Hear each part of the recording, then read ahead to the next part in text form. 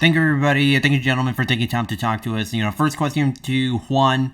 Obviously, the 140-pound division is just loaded with talent, not just with the champions, but with the contenders and the number of prospects that are rising up. How much of this fight do you kind of look at it as not just a way to get a win over a top guy such as Regis Prograis, but also just kind of make a statement and announce yourself to the 140-pound division, especially coming off of the fight against Argenis Mendes?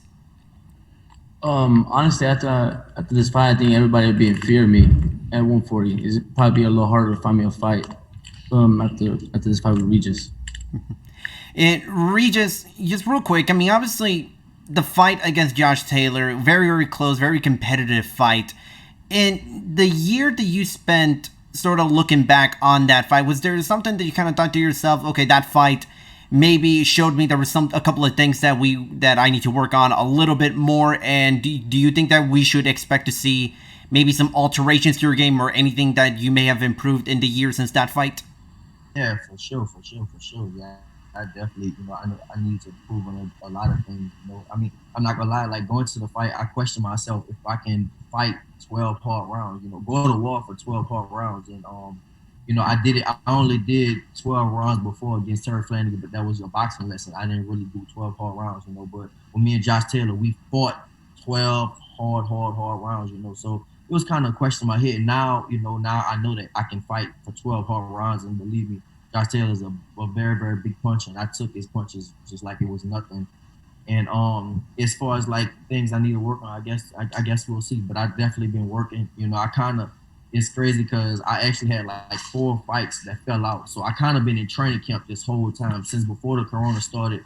I kind of been in training camp. I had a lot of fights that just basically didn't happen. So I've been working. I've been working the whole time, working on a lot of different things, and I've been busting my ass. Like I said, my thing, I yearn to be back at the number one at 140. And I'm gonna do whatever it takes to get to that number one spot again.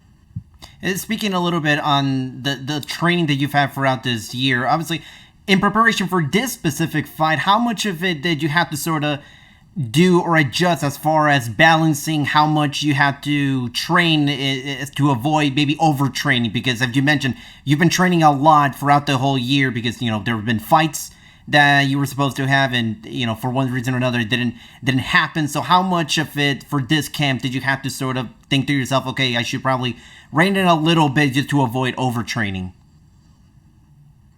Um, I don't really. I mean, they got overtraining, bro. But I mean, this. I mean, when training camps, I kept training the whole time. I kept training, but training camp is always different, So when I'm not training, I probably train, like once or twice a day, and when I'm in training camp, like like 3 or 4 times a day. So, I had breaks and stuff like that. So it wasn't like I was training, the whole time without any breaks. I took some trips. I traveled. I had to go to New Orleans a few times.